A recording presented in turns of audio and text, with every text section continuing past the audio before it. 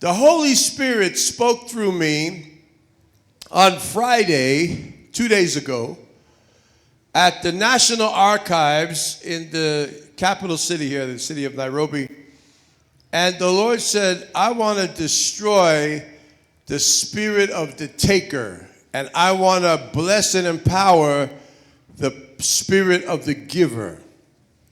I want to destroy this system of people wanting to take from everybody else.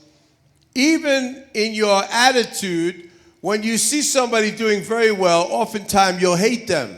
You should never do that. You always want to show honor to the successful person. If you hate a rich person, you'll always be poor. If you hate successful people, did you hear me? Hello? If you hate successful people, you'll never be successful yourself. This is why humility comes in. Humility attracts God. Humility attracts heaven. Humility attracts Jehovah.